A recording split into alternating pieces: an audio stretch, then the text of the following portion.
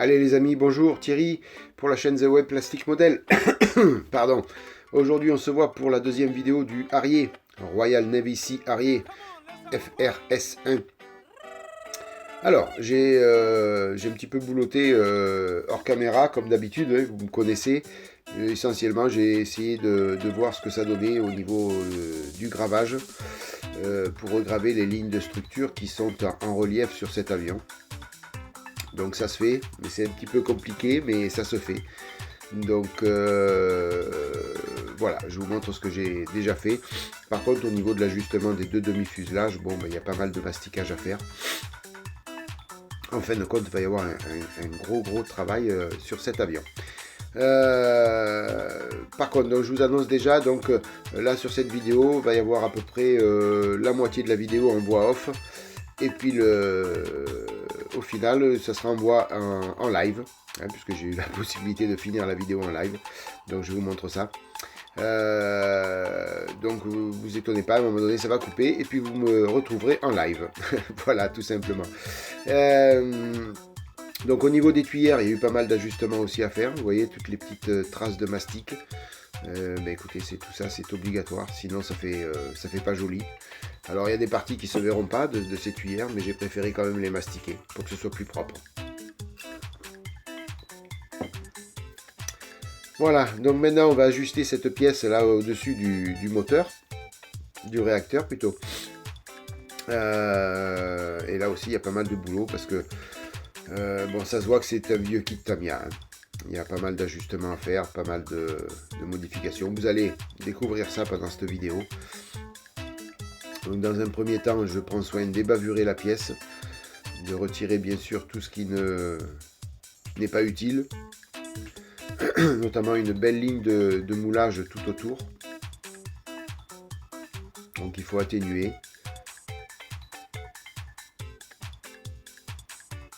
Voilà, des résidus de grappe aussi.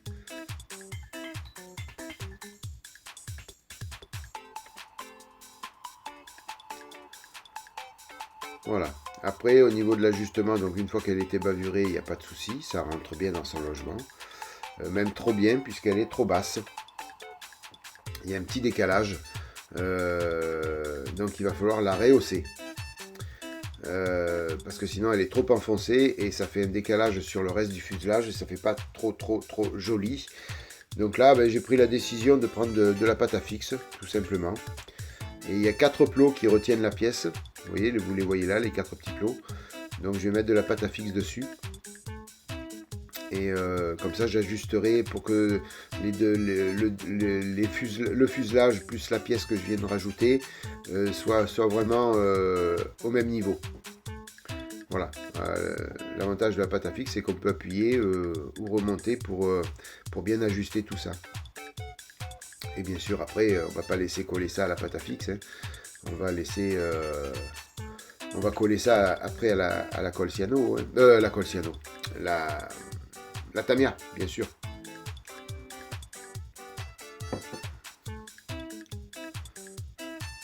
Voilà, donc je fais des tout petits morceaux de pâte à fixe que je viens mettre sur les 4 parties, les 4 petits plots là.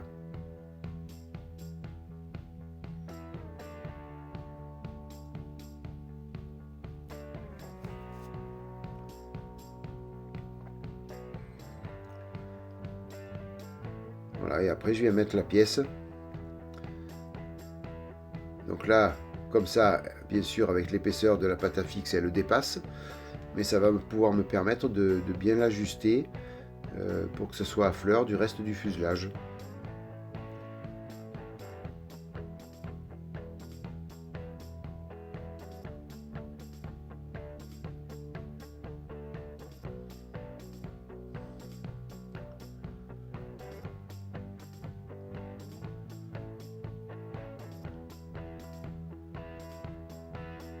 Voilà, de ce fait, donc là, on est bien positionné. Et bon, il y aura quand même du masticage à faire, hein, ne vous inquiétez pas. C'est obligatoire. Mais voilà, c'est déjà beaucoup mieux que si nous avions laissé tel que. La pièce aurait été vraiment trop basse en rapport au fuselage.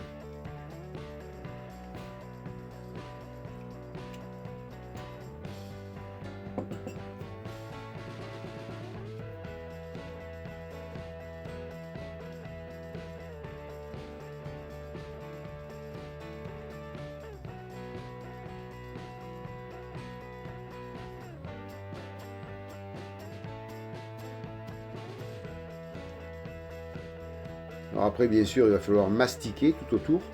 Si vous avez vu, ça fait des gros espaces par endroit. Donc il va falloir mastiquer. Et une fois que ce sera bien poncé, bien lisse, il va falloir regraver pour rematérialiser cette pièce. Pour qu'on puisse bien deviner cette pièce. En fin de compte, c'est deux demi-capots. Certainement qu'ils ouvraient ça pour aller faire la maintenance du moteur. Alors, pour les tuyères, donc les deux petits espaces là au milieu là qu'il faut retoucher, je vais prendre de la... Alors, je me suis préparé avec des résidus de grappe et de la colle. Donc, je me suis préparé un petit mastic maison basé que sur du plastique. Et donc, je viens passer ça dessus en essayant de bien lisser tout de suite pour qu'il y ait très peu de ponçage à faire, parce que là on n'a pas beaucoup d'espace pour poncer, c'est pas évident.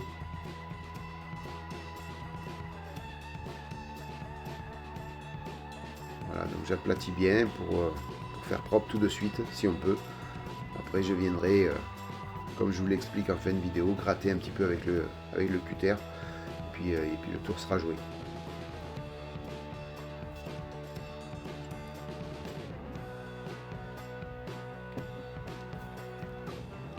Alors malheureusement, dans cette vidéo, je n'ai pas fait de gravage avec vous en direct ou pendant la vidéo. J'ai fait tout ça hors caméra pour avoir, parce que j'ai besoin d'avoir vraiment la tête sur la pièce pour bien voir.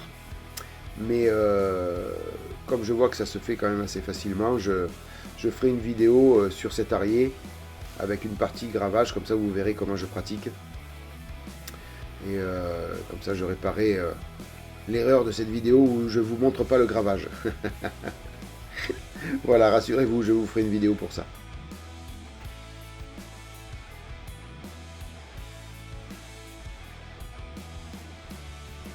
Ah, vous voyez, l'avantage c'est du plastique, donc automatiquement ça va avoir la même consistance que la pièce. Et donc là après avec un cutter vous venez gratter dessus, c'est parfait quoi. Le petit problème c'est que ça fait quelques filaments, bon après qui se retirent facilement.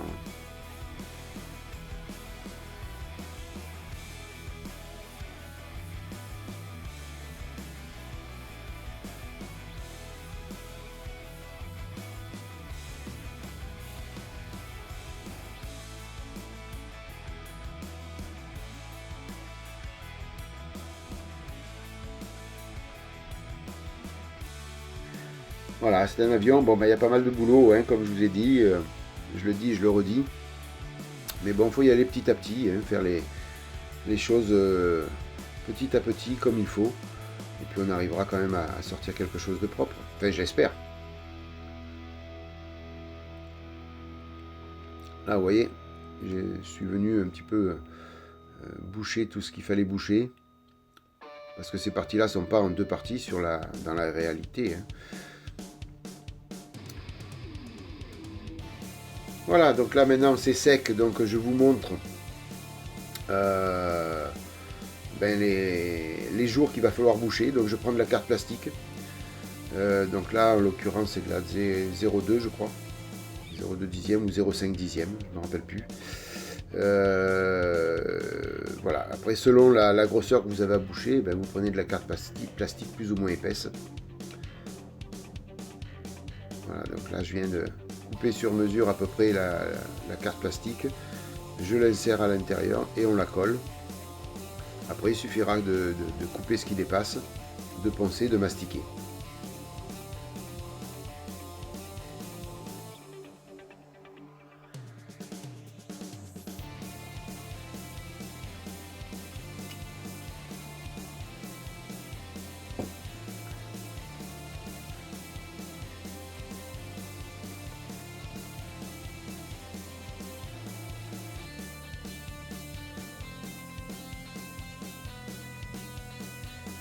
Voilà, après il suffit de couper des tout petits morceaux. Il faut prendre la dimension qu'on a besoin tout simplement. C'est pas la peine d'aller chercher plus grand ou autre.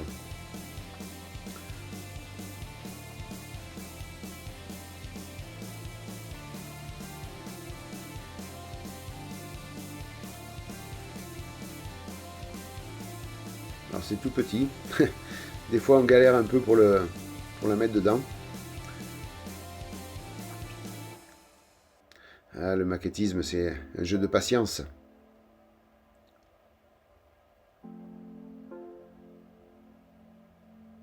Vous voyez, celle-ci, ce petit morceau, il ne veut pas rentrer dans son trou.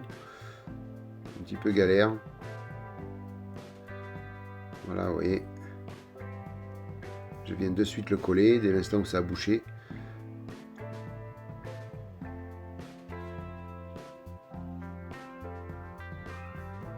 Voilà, donc là je vous ai montré 2 petits morceaux, je vais continuer après tout seul tout le tour.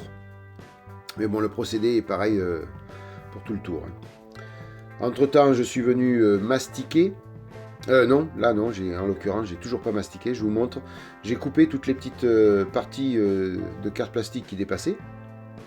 Et puis il n'y a plus qu'à poncer et mastiquer. Et reponcer et remastiquer s'il y a besoin, tout simplement. Voilà, je vais utiliser là en l'occurrence du putty de chez AK Interactive. Je suis venu aussi graver en croix les gravures qu'il y avait à faire sur cette pièce. Voilà, une fois le putty le putty passé, ben voilà. Donc j'ai poncé et maintenant je vais faire la finition avec mon fameux microfileur de chez MRP. Le produit marron là que j'adore pour faire les petites finitions. Un produit merveilleux à poncer. Et puis après, je vais vous laisser en live. Voilà, hein, c'est celui-là le microfileur. Celui-ci. Et puis, eh bien, écoutez, je dis à tout de suite pour le live.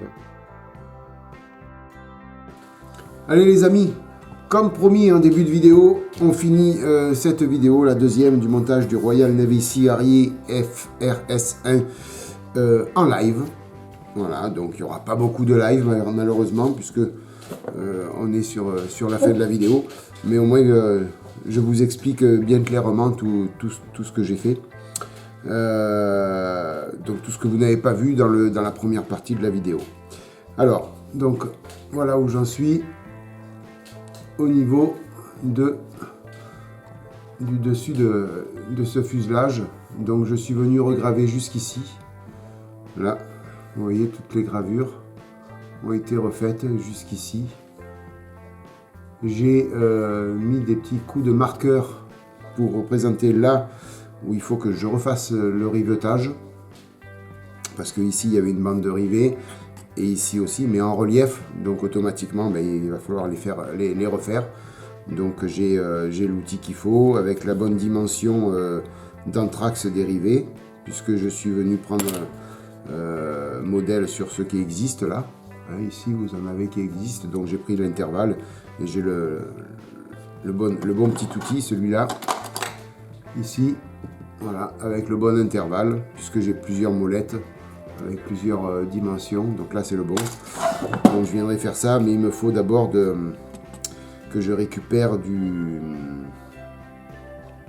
la bande d'IMO qui est beaucoup plus rigide que celle que j'ai, parce que moi j'ai de la souple, et je voudrais les anciennes bandes d'IMO, là, les bonnes vieilles bandes d'IMO, pour que ce soit bien rigide et que ça colle bien. Voilà, comme ça après je peux bien suivre la ligne. Voilà, tout simplement. Donc, un petit récap. Donc, toutes les gravures, si j'agrandissais un petit peu Thierry, voilà, comme ça. Toutes les gravures ont été refaites. Alors ici, à force de poncer, eh bien écoutez, là où vous voyez les deux petits blancs, là, ici et là, les 4 petits plots blancs. Donc le fuselage était un petit peu bosselé à cet endroit-là. Ben, à force de poncer, ben, tout est parti. Donc je suis venu mettre de la carte plastique.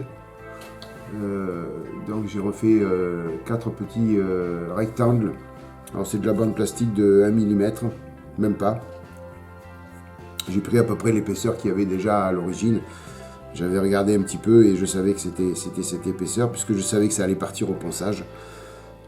Donc je suis venu recoller. Je vais venir un petit peu après poncer dessus pour que ce soit un peu plus arrondi, parce que là c'est bien rectangulaire. Que ce soit un petit peu plus arrondi, un petit peu plus aérodynamique, on va dire. Hein. Pardon, excusez-moi. C'est la fin de la journée. Voilà, donc je suis venu coller ces deux petits morceaux de carte plastique, comme je vous ai dit, c'est venu regraver là. Alors, j'ai essayé cet excellent outil de chez Tamiya pour faire les gravures. Il est excellentissime. Ça bouge pas, c'est précis, c'est petit, on l'a bien dans la main. C'est hyper coupant, donc faut pas se louper parce que le moindre faux pas et vous êtes obligé de mastiquer. Mais malheureusement, j'ai pas fait toutes ces gravures avec celui-là parce que c'est la taille de la lame là qui est trop large. Voilà, j'ai pris, je me rappelle plus c'était laquelle. C'était la je me rappelle plus, je crois que c'était la 2 mm que j'avais pris, ou la 2 dixièmes, je sais plus. En attendant, c'est trop large. Donc, voilà, ça ferait des rayures, des gravures trop importantes pour l'échelle de l'avion. Ça, sur le 1.32, ça peut passer, mais sur le 1.48, non. Donc, j'ai utilisé ce bon vieil outil de chez Trompeter, qui marche très bien aussi, hein.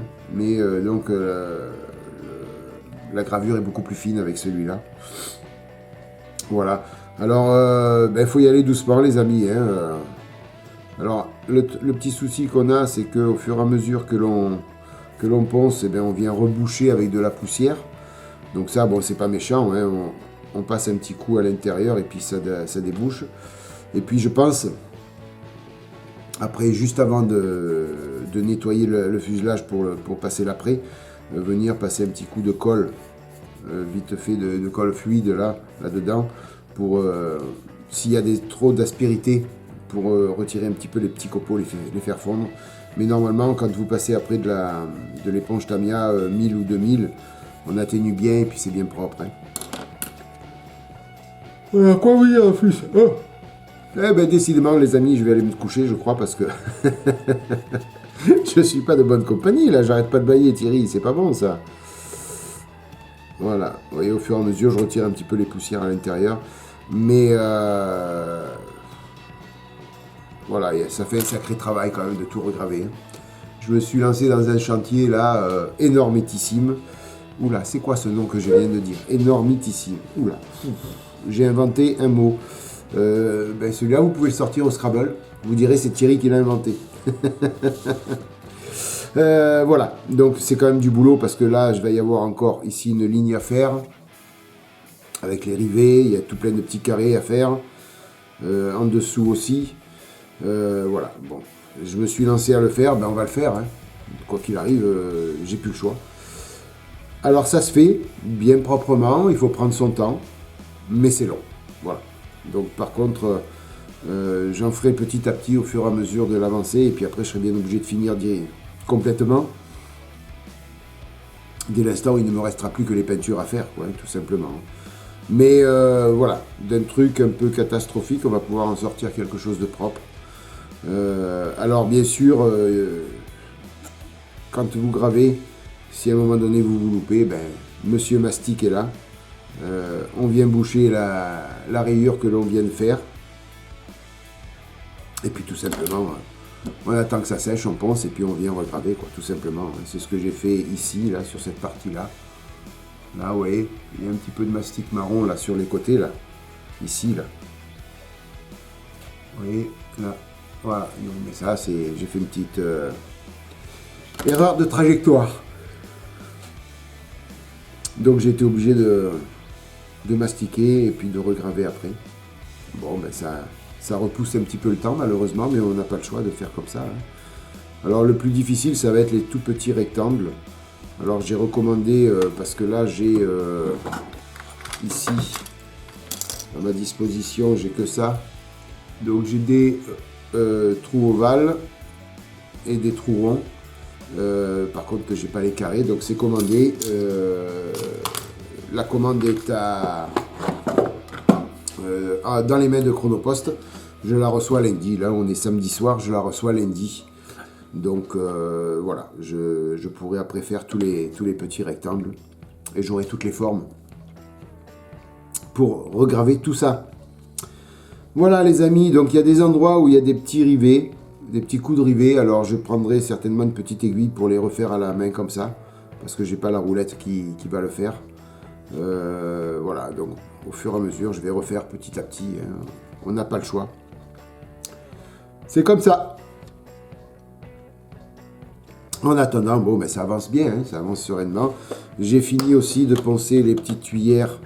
Alors, j'ai pas poncé hein, les tuyères, vous savez où j'ai mis dans la vidéo, je vous ai montré, j'ai mis le fameux mastic colle plus colle plus morceau de grappe. Hein, donc, c'est du mastic plastique. Voilà ce que ça donne. Alors, attendez, le zoom il n'est pas trop bon. Voilà ce que ça donne. Alors là, c'est vraiment très petit pour aller poncer. Donc, je suis venu avec le cutter gratter un petit peu le plastique que j'avais posé. Et puis après, je verrai avec un coup d'après, voir ce que ça donne. Si c'est vraiment catastrophique, je reviendrai encore retoucher ça. Et puis sinon, ça restera comme ça, puisque après, c'est les tuyères qui sont sur les côtés, là, comme ça. Alors là, celle-là, elle est là ou là, je sais plus. Je sais plus comment elles vont. Ça va être copieux pour les monter. Celle-là, elle va là, je crois. Voilà.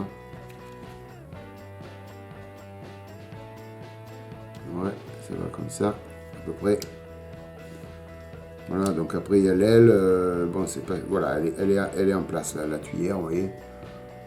Donc, je vais voir ce que ça donne. Hein, une fois monté, je vais voir ce que ça donne. Je les montrerai à blanc et puis on verra bien s'il faut les retoucher un petit peu. Sinon, elles resteront comme ça. Voilà les amis, ben, écoutez, comme ça j'ai pu faire le point avec vous en fin de vidéo sur cette étape-là. Donc au niveau de la notice, on en est... ben là, il va falloir mettre en peinture maintenant quelques pièces puisque... Attendez, si je faisais ça, ce serait mieux. Voilà. Puisque ici, là, donc il y a deux tuyères et puis des petits volets à peindre en métallique grès plus rouge. Voilà, en X7 plus XEF56. Donc, ce sont des pièces que je vais peindre, mais que je ne vais pas monter. Je les monterai au dernier moment, quand l'avion il aura pris sa peinture définitive. Donc pour éviter de faire un masquage, hein. Les deux tuyères de devant on peut les monter, c'est de la même couleur. Je vais avoir un petit peu de boulot aussi sur cette partie là, ici, là, alors je vais venir vous montrer, là, sur ces pièces là, alors elles sont toutes pleines là, tous ces petits carrés là, ils sont représentés sur la pièce, c'est tout plein. Le problème c'est que je ne sais pas si en vol ils sont ouverts ou pas. Donc il faut que je retrouve pas mal de photos, voir un peu dans quelle position c'est. Parce qu'il y a certaines fois où c'est ouvert et certaines fois c'est fermé. Donc comme l'appareil, je vais le représenter en vol, je vous l'ai dit au début, donc sur son pied qui est ici. Donc il faut que je voie si c'est réaliste de les ouvrir, ces petits panneaux ou pas. Auquel cas ça me fera du boulot supplémentaire sur ces pièces-là, avant de pouvoir finir l'étape 4 et de les coller sur l'avion. Voilà. Voilà, donc après les trains d'atterrissage sur l'étape 5, ben écoutez, n'importe comment, je ne vais pas les faire puisque tout sera fermé. Puisque l'avion, comme je vous ai dit aussi au début, rentrera de mission, il sera en vol, rentrera de mission sans aucun armement, qu'avec éventuellement s'il a des réservoirs supplémentaires, les trains fermés. Voilà, donc tout ce qui est partie train, ben, je vais éviter. Je vais juste fermer les baies de train, tout simplement. Voilà, mais ça fait partie des futures vidéos. Voilà, voilà. Vous avez vu, j'ai changé un petit peu de méthode. J'ai photocopié les notices pour éviter de mettre du jaune et toutes mes annotations dessus. Parce que si un jour je veux les prêter à quelqu'un. Mais comme un imbécile, ben, j'ai commencé là, vous voyez. Ah non, ça c'est la notice complète en japonais. Excusez-moi. La notice complète en anglais, elle est déjà de côté. Ah ouais, tout à fait. Mais voilà, la belle notice, je la garde, comme ça je ne mets plus d'annotation ni de couleur sur les notices d'origine. Je fais des photocopies et puis c'est bien mieux. Voilà les amis, mais écoutez, hein, le petit travail terminé. Voilà, je suis quand même bien content d'avoir déjà réussi à faire ça. Et puis, petit à petit, tranquillement, doucement, on va faire le reste. Voilà, je suis bien content de vous avoir retrouvé sur cette vidéo avec la fin en live. C'était sympa de ma part, de ma part. Sympa pour moi de vous retrouver en live. Je préfère quand même faire 1000 fois les vidéos comme ça plutôt que des voix off. Mais bon, j'ai pas le choix pour l'instant.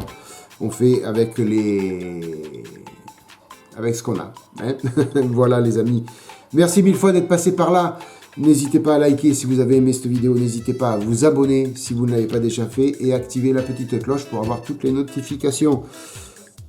Merci d'être passé par là. Je vous souhaite plein de bonnes choses. Je cherchais mes mots. Je vous souhaite plein de bonnes choses. Une bonne matinée, une bonne soirée, une bonne journée. Maquettez bien. Et puis à bientôt pour la suite de ce Harrier. Bye bye, à plus. Ciao.